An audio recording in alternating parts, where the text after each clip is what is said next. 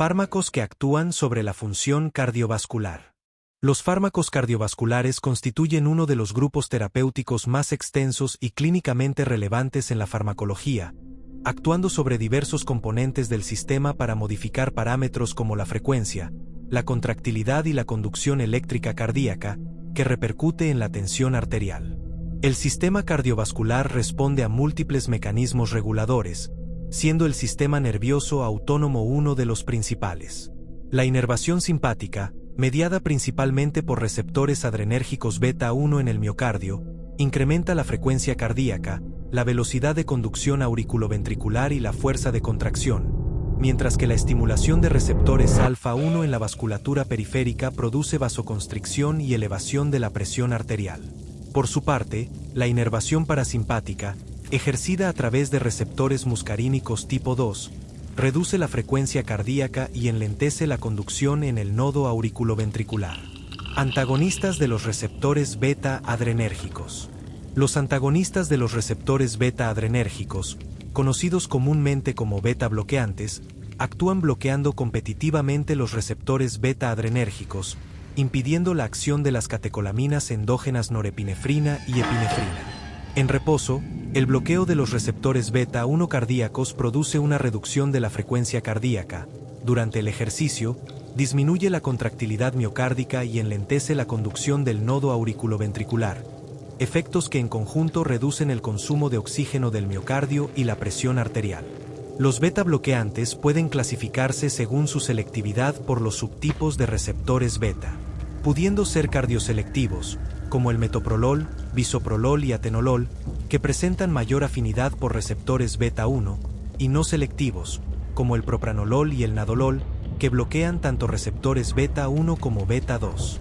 Esta distinción tiene relevancia clínica, ya que el bloqueo de receptores beta 2 puede producir broncoconstricción en pacientes con enfermedad pulmonar obstructiva o asma, además de interferir con la vasodilatación mediada por estos receptores en la musculatura esquelética. Algunos beta bloqueantes, como el carvedilol y el labetalol, poseen actividad alfa 1, lo que potencia su efecto hipotensor mediante vasodilatación adicional. Clínicamente, los beta bloqueantes se emplean en el tratamiento de la hipertensión arterial, donde reducen el gasto cardíaco, en tratamientos prolongados, disminuyen la resistencia vascular periférica. En la cardiopatía isquémica, su capacidad para reducir el consumo de oxígeno miocárdico los hace útiles tanto en la angina de pecho estable como en el manejo postinfarto del miocardio, donde han demostrado reducir la mortalidad. En la insuficiencia cardíaca con fracción de eyección reducida, beta bloqueantes como el carvedilol, metoprolol y bisoprolol han mostrado mejorar la supervivencia mediante un remodelado cardíaco favorable, al atenuar los efectos deletéreos de la estimulación simpática crónica. También se utilizan en el control de la frecuencia ventricular en fibrilación auricular y en el tratamiento de algunas arritmias ventriculares. Los efectos adversos incluyen bradicardia excesiva, bloqueo auriculoventricular, hipotensión, fatiga, broncoespasmo en pacientes susceptibles, alteraciones metabólicas como enmascaramiento de hipoglucemia en pacientes con diabetes, y en algunos casos disfunción sexual. La suspensión abrupta de beta bloqueantes puede desencadenar un fenómeno de rebote con incremento súbito de la frecuencia cardíaca, hipertensión e incluso eventos isquémicos, por lo que la retirada debe ser gradual. Agonistas de los receptores adrenérgicos. Los agonistas de los receptores adrenérgicos, particularmente aquellos con acción beta 1 selectiva como la dobutamina, se emplean en situaciones que requieren soporte inotrópico agudo, como en la insuficiencia cardíaca descompensada o el shock cardiogénico. La dobutamina incrementa la contractilidad miocárdica mediante estimulación de receptores beta 1, mejorando el gasto cardíaco, sin producir incrementos sustanciales de la frecuencia cardíaca o vasoconstricción periférica significativa en dosis terapéuticas. Sin embargo, estos agentes pueden inducir arritmias, isquemia miocárdica por incremento del consumo de oxígeno, y taquifilaxia con su uso prolongado. Los agonistas alfa 1 como la fenilefrina producen intensa vasoconstricción, por lo que se emplean en el manejo de la hipotensión aguda, especialmente en contextos anestésicos o de shock distributivo, aunque su uso excesivo puede comprometer la perfusión tisular. Bloqueadores de los canales de calcio. Los bloqueadores de los canales de calcio, Inhiben la entrada de calcio a través de canales de calcio tipo L dependientes de voltaje, presentes tanto en el músculo liso vascular como en el miocardio y el tejido de conducción cardíaca. Estos se clasifican en 3 subgrupos según su estructura química y efectos predominantes. Las dihidropiridinas, como la nifedipina, amlodipina, felodipina y nicardipina, exhiben mayor selectividad por la vasculatura periférica, produciendo vasodilatación arteriolar pronunciada con mínimos efectos sobre la contractilidad miocárdica o la conducción auriculoventricular.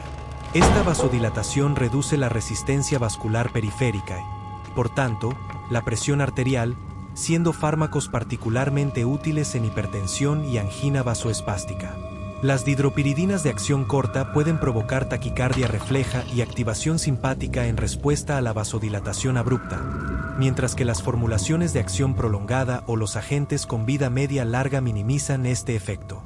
Los efectos adversos incluyen cefalea, rubor facial, edema maleolar que no responde a diuréticos debido a mecanismos de aumento de la presión hidrostática capilar por vasodilatación arteriolar preferencial, e hiperplasia gingival en algunos pacientes. El verapamilo, una fenilalquilamina, ejerce efectos significativos sobre el miocardio y el tejido de conducción, reduciendo la contractilidad, enlenteciendo la frecuencia cardíaca y retardando la conducción auriculoventricular, con menor efecto vasodilatador que las dihidropiridinas. El diltiazem, una benzodiazepina, presenta un perfil intermedio entre las dihidropiridinas y el verapamilo, con efectos tanto sobre la vasculatura como sobre el miocardio y la conducción, aunque generalmente menos pronunciados que el verapamilo.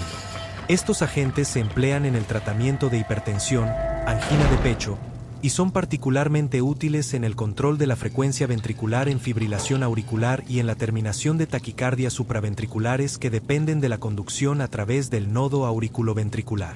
El verapamilo y diltiazem están contraindicados en pacientes con disfunción sistólica significativa, bloqueo auriculoventricular avanzado o síndrome del seno enfermo, y deben usarse con precaución en combinación con beta bloqueantes debido al riesgo de bradicardia excesiva, bloqueo cardíaco y depresión miocárdica aditiva. El estreñimiento es un efecto adverso frecuente del verapamilo. Inhibidores de la enzima convertidora de angiotensina. Los inhibidores de la enzima convertidora de angiotensina, denominados habitualmente como IECAS, bloquean la enzima convertidora de angiotensina, impidiendo la conversión de angiotensina y en angiotensina 2, un potente vasoconstrictor que además estimula la liberación de aldosterona, promueve la retención de sodio y agua e induce remodelado vascular adverso. Al reducir los niveles de angiotensina 2, los IECA producen vasodilatación arteriolar y venosa, disminuyen la resistencia vascular periférica y la presión arterial, reducen la precarga y poscarga cardíacas, y atenúan el remodelado ventricular patológico. Ejemplos de estos fármacos incluyen alcaptopril, enalapril, lisinopril, ramipril y perindopril. Muchos de estos fármacos son profármacos que requieren conversión hepática a sus metabolitos activos, con excepción del captopril y lisinopril que son activos directamente. Los IECAS también reducen la degradación de bradicinina, un vasodilatador endógeno, lo que contribuye a sus efectos hemodinámicos pero también explica algunos efectos adversos como la tos seca, que ocurre en aproximadamente 10 a 20% de los pacientes debido a la acumulación de bradicinina en la vía respiratoria. Este efecto suele requerir suspensión del fármaco cuando es intolerable.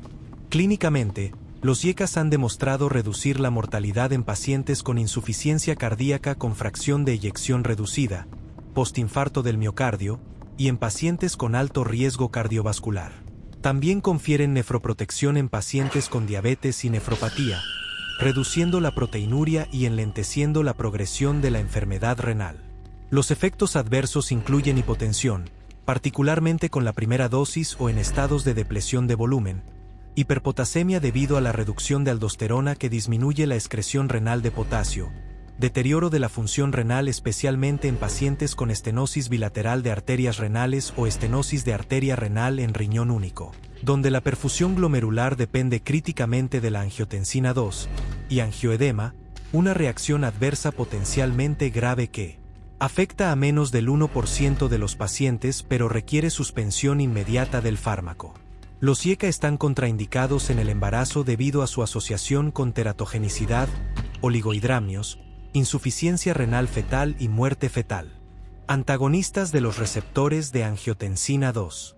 Los antagonistas de los receptores de angiotensina 2, conocidos como ARA2 o bloqueantes de receptores AT1, ofrecen una alternativa a los IECA al bloquear directamente los receptores AT1 de angiotensina 2, produciendo efectos hemodinámicos similares mediante vasodilatación, reducción de la resistencia vascular periférica y disminución de la secreción de aldosterona. Fármacos como losartán, valsartán, irbesartán, candesartán, telmisartán y olmesartán comparten el perfil terapéutico de los IECA en hipertensión, insuficiencia cardíaca y nefroprotección diabética. La principal ventaja clínica de los ARA2 radica en su menor incidencia de tos, ya que no afectan los niveles de bradicinina, lo que los convierte en la alternativa preferida en pacientes intolerantes a IECAs por este efecto adverso. Sin embargo, el angioedema, aunque menos frecuente que con IECAs, puede ocasionalmente ocurrir con ARA2. Los demás efectos adversos son similares a los IECA, incluyendo hipotensión, hiperpotasemia, deterioro de función renal en situaciones susceptibles y contraindicación absoluta en el embarazo. Inhibidores directos de la renina. Los inhibidores directos de la renina, representados por el alisquirén, actúan en el primer paso limitante del sistema renina-angiotensina-aldosterona, bloqueando la conversión de angiotensinógeno en angiotensina 1. Aunque efectivo como antihipertensivo, su uso clínico es limitado y la combinación con IECAs o ARA2 ha mostrado incrementar el riesgo de eventos adversos sin beneficio adicional, por lo que no se recomienda terapia dual con estos agentes. Antagonistas de los receptores mineralocorticoides. Los antagonistas de los receptores mineralocorticoides, también llamados antagonistas de la aldosterona, incluyen a la espironolactona y a la eplerenona. Estos fármacos bloquean competitivamente los receptores mineralocorticoides en el túbulo colector renal, inhibiendo la reabsorción de sodio y la secreción de potasio mediada por aldosterona, lo que resulta en natriuresis, diuresis y retención de potasio. Aunque clasificados como diuréticos ahorradores de potasio, su potencia diurética es modesta y su verdadero valor terapéutico en cardiología se relaciona con sus efectos en el bloqueo de la aldosterona, hormona que promueve fibrosis miocárdica e interfiere con el remodelado cardíaco favorable. En insuficiencia cardíaca con fracción de eyección reducida, particularmente en estadios avanzados, la espironolactona y eplerenona han demostrado reducir la mortalidad cuando se añaden a terapia estándar con IECAs o ARA2 con beta bloqueantes. La eplerenona es más selectiva para el receptor mineralocorticoide y tiene menor afinidad por receptores de andrógenos y progesterona, reduciendo la incidencia de efectos adversos endocrinos. La espironolactona, al tener afinidad por otros receptores esteroideos, puede producir ginecomastia, mastalgia, irregularidades menstruales y disfunción eréctil. El principal riesgo con ambos fármacos es la hiperpotasemia, especialmente cuando se combinan con IECAs o ARA2, en pacientes con insuficiencia renal o en aquellos que consumen suplementos de potasio o inhibidores de la bomba de protones. La monitorización regular de potasio sérico y función renal es obligatoria durante el tratamiento. Diuréticos. Los diuréticos son un grupo de fármacos que promueven la excreción renal de agua y electrolitos, reduciendo el volumen circulante efectivo y la presión arterial. Los diuréticos de ASA, como la furosemida, bumetanida y torasemida, actúan inhibiendo el cotransportador sodio-potasio 2-cloro en la rama gruesa ascendente del asa de Henle, bloqueando la reabsorción de aproximadamente 20 a 25% del sodio filtrado, lo que los convierte en los diuréticos más potentes disponibles. Esta potente natriuresis y diuresis los hace indispensables en el manejo de estados edematosos severos, insuficiencia cardíaca congestiva aguda y crónica, edema pulmonar agudo, síndrome nefrótico e insuficiencia renal. Los diuréticos de ASA también promueven vasodilatación venosa que precede al efecto diurético, contribuyendo a la reducción rápida de la precarga en edema pulmonar agudo. Los efectos adversos incluyen depresión de volumen con hipotensión, hiponatremia, hipopotasemia que puede predisponer a arritmias especialmente en pacientes que reciben digitálicos, hipomagnesemia, alcalosis metabólica hipoclorémica, hiperuricemia que puede precipitar gota y ototoxicidad, particularmente con dosis altas o administración rápida intravenosa de furosemida. La resistencia a diuréticos de asa puede desarrollarse con el uso crónico debido a hipertrofia del túbulo contorneado distal que aumenta la reabsorción compensatoria de sodio. Diuréticos tiazídicos. Los diuréticos tiazídicos, como la hidroclorotiazida y clortalidona, y diuréticos tipo tiazida como la indapamida y metolazona, actúan inhibiendo el cotransportador sodio-cloro en el túbulo contorneado distal, bloqueando la reabsorción de aproximadamente 5 a 8% del sodio filtrado. Aunque menos potentes que los diuréticos de asa, las tiazidas son efectivas como antihipertensivos de primera línea y han demostrado reducir eventos cardiovasculares mayores. La clortalidona tiene mayor duración de acción que la hidroclorotiazida y ha mostrado superior eficacia antihipertensiva en algunos estudios.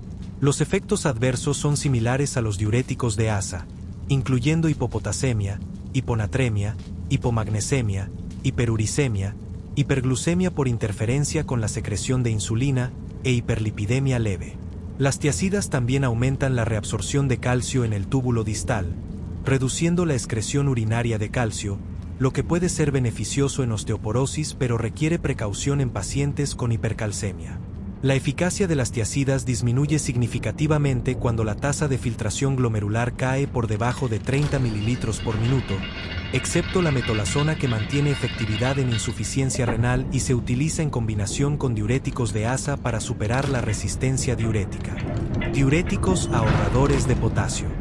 Los diuréticos ahorradores de potasio, además de los ya mencionados como antagonistas de la aldosterona, incluyen a la amilorida y al triamtereno, que bloquean directamente los canales de sodio epiteliales en el túbulo colector, reduciendo la reabsorción de sodio y la secreción de potasio sin depender del bloqueo de aldosterona. Estos fármacos tienen modesta potencia diurética pero se utilizan principalmente para contrarrestar la pérdida de potasio inducida por tiazidas o diuréticos de asa. El principal riesgo es la hiperpotasemia, especialmente en combinación con IECAS, ARA2 o suplementos de potasio.